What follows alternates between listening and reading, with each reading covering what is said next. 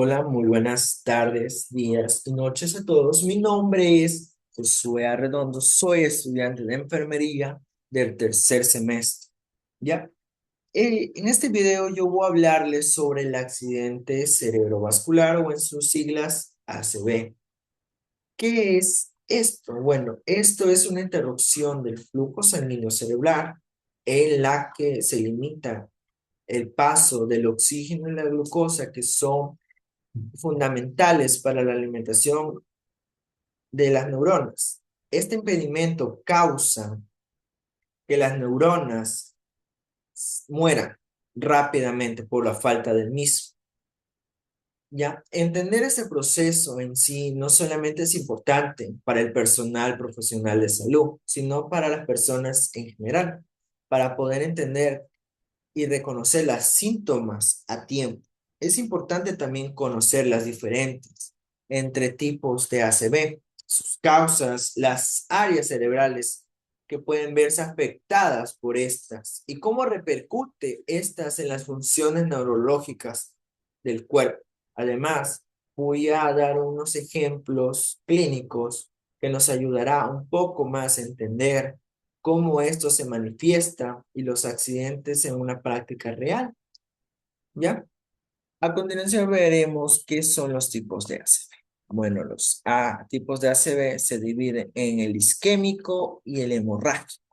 ¿Qué es el isquémico? Bueno, el ACV isquémico, como ya la venía presentando, es la obstrucción de las arterias cerebrales que impide que la sangre llegue a zonas del cerebro. Esta obstrucción en sí puede verse a dos mecanismos son la trombosis, la embolia y la lunaria, ¿ya? Pero eso lo veremos más adelante. A continuación veré qué es el ACV hemorrágico. Bueno, el ACV hemorrágico en sí es la ruptura de los vasos cerebrales, ¿ya? Cuando estos se rompen, provocan una hemorragia interna, intracraneal y subarachnoide que son muy frecuentes, que incluye causadas por la hipertensión arterial mal controlada, las malformaciones arteriovenosas, aneurismas. Esta sangre acumulada en sí ejerce presión sobre los tejidos cerebrales que causan daños severos e inmediatos, ¿ya? Continuación, los mecanismos de ACV isquémico. Como lo vine mencionándose, ahí existen tres: la trombosis, embolia y lunar.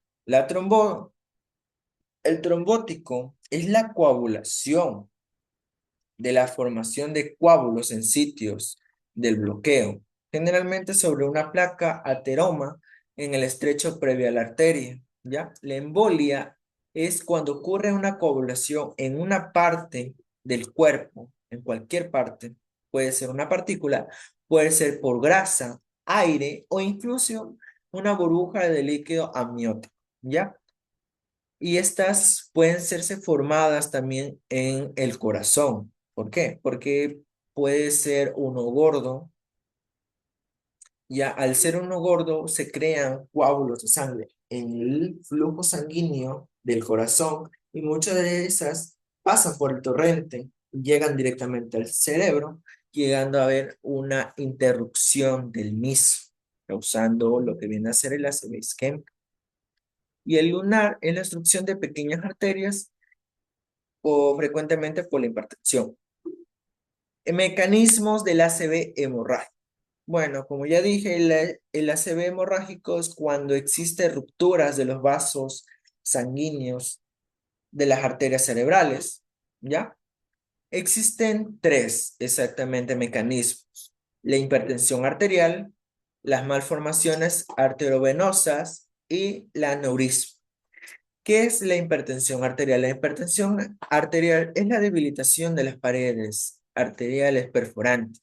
Estas pueden ser los ganglios basales. ¿Pero qué son los ganglios basales? Bueno, los ganglios basales son grupos de núcleos cerebrales profundos que desempeñan un papel fundamental en el control de movimiento, aprendizaje motor. Este es el aprendizaje motor, todo el movimiento que yo hago, el cognitivo, que es el pensamiento, y el emocional, ¿ya? Son estructuras subcorticales de sustancias gris que actúan como un semáforo para los movimientos. ¿Ya? Las malformaciones arteriovenosas, que son, bueno, estas son conexiones anormales entre arterias y las venas, donde la sangre fluye directamente a las arterias, a las venas, sin pasar por los capilares, que lo interrumpe el flujo sanguíneo normal. Estas suelen crearse congénitamente, o sea, en el momento que yo nazco, pueden crearse o en el desarrollo. Su formación se debe a un error que se desarrolla en los vasos sanguíneos durante la gestación, muchas de las veces. La aneurisma es la dilatación de las bifurcaciones arteriales, por ejemplo, las comunicantes anteriores, ¿ya? Ahora pasemos a las afecciones del polígono de Wills. ¿Qué es esto? Bueno, el polígono de Wills es una estructura anatómica que es en la base del cerebro, que conecta las principales arterias cerebrales, carótidas internas, arterias cerebrales anteriores, las arterias comunicantes anteriores y posteriores, arterias cerebrales, como vemos en los gráficos. Todo eso va comunicado en el polígono de Wells, que forma un anillo que permite la distribución y compensa el flujo de sangre. ¿Ya? ¿Cómo se explica esto? Bueno, se explica que el sistema arterial del polígono de Wills, cuando se ve afectado, ¿ya? Por la hemodinámicos,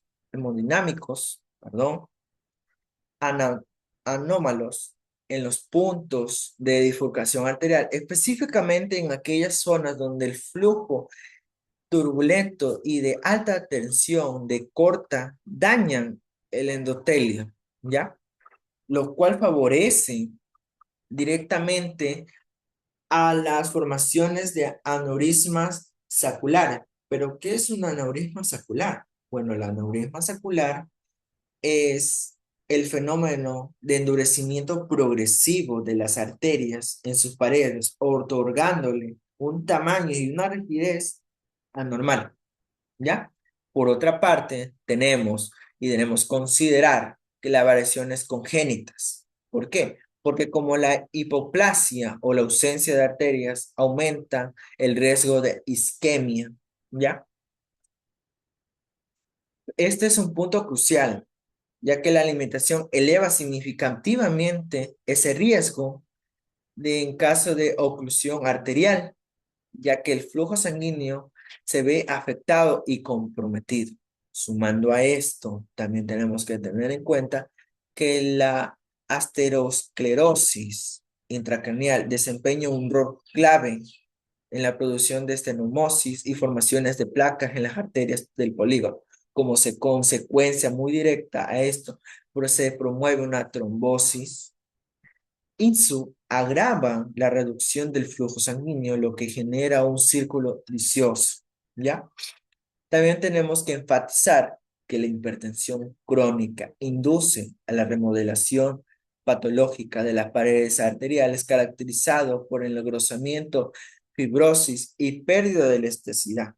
Estos cambios estructurales no solamente debilitan la integridad vascular, sino que además facilitan las rupturas y por consecuencia hay hemorragias.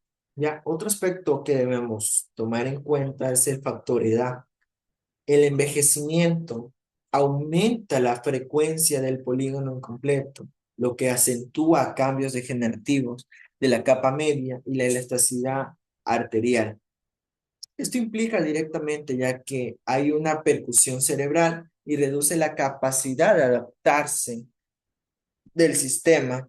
Asimismo, no podemos tomar por alto los émbolos, ya sean cardiogenéticos o provenientes de la placa ulceradas, atienden a impactarse como mayor frecuencia de las bifurcaciones del anillo. ¿Cuáles son los anillos? Bueno, los anillos son esta partecita de aquí. Esta partecita de aquí es el polígono de Wills, ¿ya? Todo esto de aquí viene conectado a lo que ya vine explicando, que si en caso hay una dificultad, bifurcación o interrupción, este polígono, ¿qué hace? Compensa mandando a una vena contralateral a esa zona para que compense la obstrucción de esa vena. Pero esa también se afecta, tanto como le da, como le dije, y es imprescindible mencionar también eso, ¿ya? ¿Por qué? ¿Por qué? Los procesos inflamatorios y el estrés oxidante de las arterias intracraneales contribuyen activamente a la degeneración vascular. Concretamente, estos factores incrementan la permeabilidad de las paredes arteriales y del sistema nervioso central, lo que predispone a las complicaciones tanto agudas como crónicas. ¿Ya? A continuación, yo les voy a dar un ejemplo que es un pequeño ejemplo introductorio para los pares craneales que les voy a dar a continuación, ¿ya? Pero no les voy a dar ese ejemplo para que ustedes puedan entender lo que viene a ser los pares craneales, ¿ya? Es don Carlos, un hombre de 68 años de edad que es hipertenso, diabético, que presenta una dificultad súbita para hablar, ¿ya? Pérdida de fuerza tanto en brazo y pierna derecha, una sonrisa desviada hacia un lado. Durante la evaluación se observa que puede levantar ambas cejas, pero no puede sonreír del lado contrario a su parálisis. En el diagnóstico se le dio que tiene una parálisis facial central derecha por un ACV isquémico del hemisferio cerebral izquierdo. ¿Ya? ¿Por qué ocurre esto? Bueno, ocurre porque la corteza motora izquierda que controla el lado derecho del cuerpo, hay una parálisis en la parálisis central, en la parte superior de la cara, como la frente y las cejas. ¿Ya? Se conserva, ya que recibe la inervación de ambos hemisferios cerebrales. Sin embargo, la parte superior va inferior de la cara, tanto mejillas como boca, solo tienen el control contralateral, ¿ya? Este patrón es característico de las lesiones cerebrales que se ven afectadas tanto brazo y pierna del mismo lado, reforzando el diagnóstico, ¿ya? A continuación, yo les voy a explicar más a fondo por qué se da esto y por qué si me da en el lado izquierdo, tengo mi parálisis en el derecho.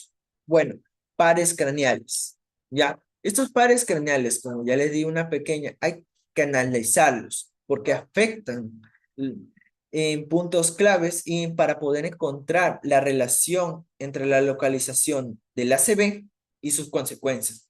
Por ejemplo, ya les di el caso de Don Carlos. ¿Por qué se da?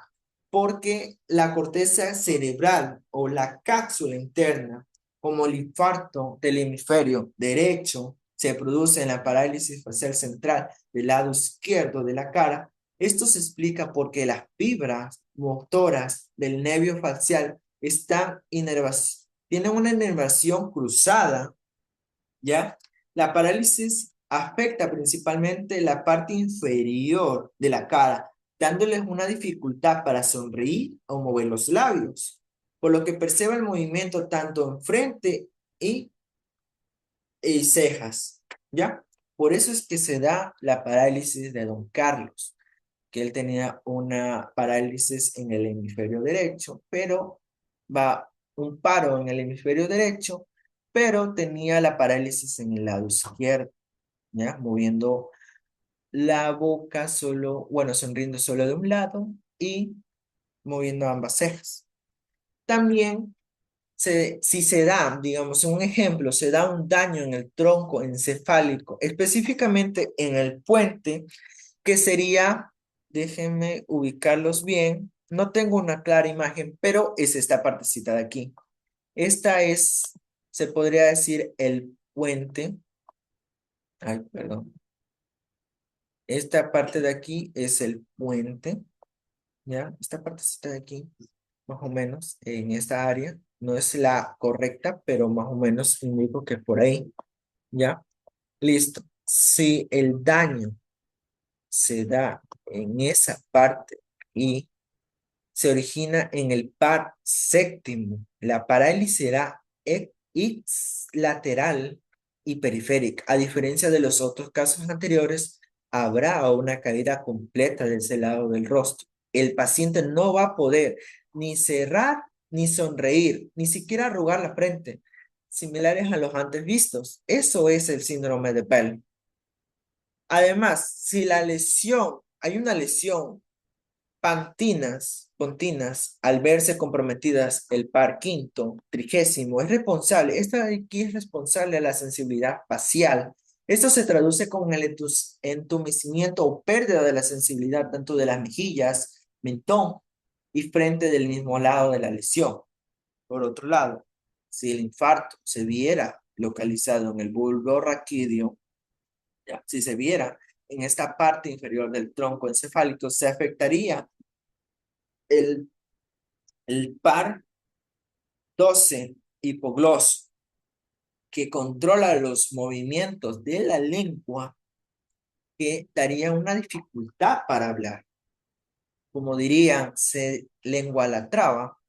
Y esta desviación de la lengua hacia el lado del daño para intentar sacarla del mismo. En resumen, las localizaciones de los ACV determinan no solamente en el par craneal afectado, sino que también su tipo de déficit, desde la alteración visual hasta la parálisis facial del mismo, ¿ya? Eso son patrones distintivos, ¿ya? Ahora, para fisiopatología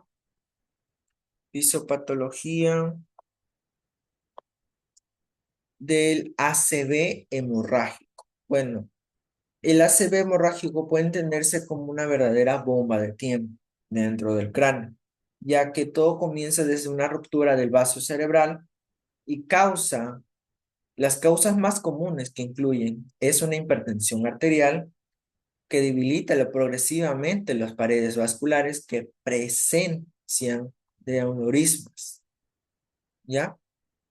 Y estas, cuando se rompen, liberan directamente dentro de la parequima cerebral, formando un hematoma. Este fenómeno tiene varios efectos secundarios, como viene siendo el esquema secundario, edema vasovascular, vasogénico y vasoespasmo, más hernia cerebral. Bueno, en sí, ¿qué es el esquema secundario? Esto es un hematoma que actúa cuando es un hematoma que actúa como un ladrón. ¿Por qué como ladrón? Porque roba el flujo sanguíneo de las regiones cerebrales vecinas, provocando una muerte cerebral indirecta. ¿Ya? El endema vasogénico en sí es la inflamación y filtración de líquido cerebral que permite que se hinche esta parte del tejido, aumentando la presión del mismo. ¿Ya? El vasoespasmo, esta especialmente es una hemorragia subaroconoide, que es cuando la sangre se libera, induciendo a la producción de endotelina, que provoca una contracción entre las arterias días después del sangrado, lo que causa una isquemia secundaria tardía. Ya, la hernia cerebral. Con el halcón en aumento, la presión intracraneal, el cerebro puede desplazarse o presionar el tronco encefálico, que donde se encuentran las funciones vitales como la respiración o la conciencia. Manifestaciones clínicas. Los síntomas del ACV son como una alarma que nosotros tenemos en el cerebro, que se activan para decirnos inmediatamente que tenemos algo mal, y algo mal en nuestro cerebro está fallando. Y estas manifestaciones varían dependiendo de qué ACV tengo. En caso de un ACV isquémico, se divide tanto en motoras como sensitivas. ¿Por qué?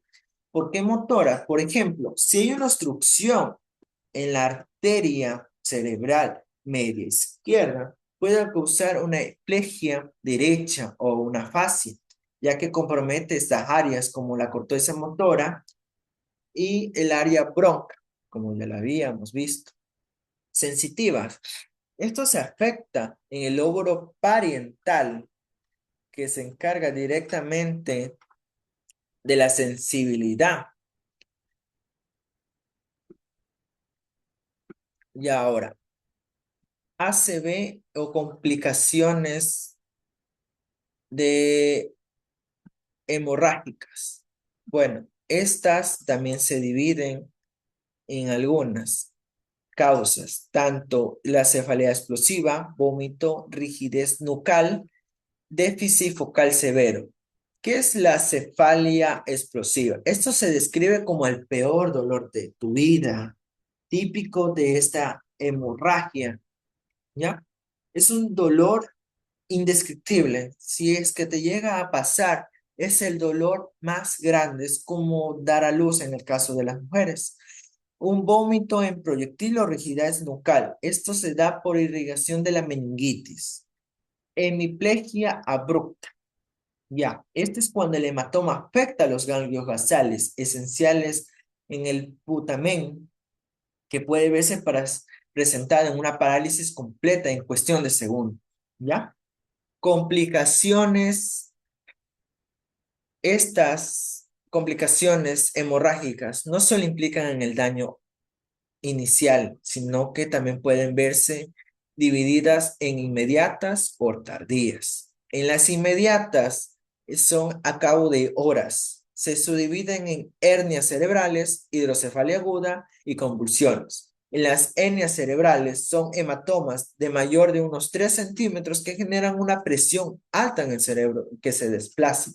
La hidrocefalia aguda es cuando la sangre bloquea el flujo del cefalorraquídeo en los ventrículos y se expande, como tenemos en la imagen, que se va expandiendo. Las convulsiones llegan hasta el 10% de los pacientes que pueden verse presentados en una crisis debido a la irritación del tejido cerebral. Ahora, las tardías. CIADH y eplasia y depresión post-ACV. ¿Qué es la CIADH? Este es el síndrome de supresión hormonal antidiurético. Esto se da cuando hay una generación de retención de líquidos, ¿ya? La eplasia es la pérdida del control motor y puede causar rigidez muscular y dolores. La depresión post-ACV es la derivación de cambios químicos en los neurotransmisores como serotonina, dopamina, que además da un impacto emocional y la pérdida de autonomía, ¿ya? Ahora, métodos diagnósticos en el ACV. El tiempo es cerebro, por eso el diagnóstico precoz es clave. Tenemos que es la punción lumbar, tomografía computarizados, angio o resonancia magnética. Listo. En la punción lumbar tenemos que es una detección en donde se pone una aguja de unos 3 a 4 centímetros, se lo inserta en medio de las vértebras L3 y L4, que nos ayuda a descartar las sospechas de hemorragias subarachnoide, que puede confirmar la presencia de la RCR, ¿ya? En la resonancia magnética nos ayuda a identificar isquemias y lesiones pequeñas, pero también en esta resonancia magnética tenemos la WI y la Flyer y SWE. Estas son técnicas especializadas que nos detectan. Bueno, estas de aquí, estas técnicas nos ayudan a detectar a temprana edad nos ayuda a detectar isquemia temprana, mientras que el Flyer y el SWI son útiles para identificar hemorragias y otros cambios de la estructura cerebral. Ambas secuencias son herramientas muy importantes para evaluar patologías cerebrales en resonancias magnéticas. ¿Ya? Ahora tenemos lo Doppler. El Doppler es fundamental para monitorear los vasos espasmos en días posteriores a la hemorragia subaracnoide, ¿ya? La angiografía cerebral o DSA es el método más detallado para ver la anatomía vascular, aunque requiere cateterismo invasivo, que es perjudicial y no muchas de las veces se recomienda. ¿Ya? En conclusión, en conclusión, el ACV hemorrágico no solamente es un evento de sangrado, es un fenómeno neurológico devastador que compromete múltiples niveles de la organización cerebral. Cuando se rompe una arteria de la media cerebral que irriga en la gran parte del lóbulo frontal, temporal y parietal del hemisferio afectado, generalmente el izquierdo, se desencadena una cascada de disfunciones anatómicas y clínicas. ¿Por qué? Porque esta arteria puede romperse por hipertensión prolongada, debilitando las paredes del vaso aneurístico del polígono de Wilks. ¿Ya? Específicamente, las bifurcaciones de estas arterias comunican anterior o posterior. El sangrado extravasada no respeta fronteras, invade las paredes cerebrales, comprimiendo estructuras que pueden alcanzar a las zonas profundas de los ganglios basales o el tálamo, ¿ya? De ahí se comprometen las vías motoras, las vías corticoespinales, como ocurre en el hemisferio izquierdo, que produce hemiplegia derecha, porque las vías motoras decusan a niveles bulborraquídeos. Sin el sangrado compromete las áreas de la boca, que aparece la asfasia expresiva, ¿ya? Todo esto tenemos que entender, ya que en resumen, eh, las estructuras que se ven afectadas por las arterias, tanto sea por una obstrucción isquémica o por una hemorragia, afectan tanto el hemisferio en donde hubo la obstrucción, pudiendo haber complicaciones en los pares craneales que se ven comprometidos, que nos ayudan a ser mejores. Una vez comprendido y analizando cada uno, comprender qué estructuras es afectada, qué arterias están involucradas y en qué par craneal se ve comprometido. Eso, comprendiendo todo esto, nos va a ayudar a ser mejores profesionales de la salud, tanto para diagnosticar como para poder ayudar hacia las personas y ser más conscientes que el cerebro en sí es una parte muy fundamental en nuestro cuerpo y es muy valioso. Si hay una afección en él, puede desencadenar muchas, pero muchas consecuencias que va a perjudicar a nuestra vida cotidiana. Así que espero que hayan podido entender un poco más de qué se trata el ACV, en qué pares, qué es la hemorragia, qué es la isquemia, qué es el polígono, un parte fundamental, y cómo se diagnostica, cuáles son los síntomas.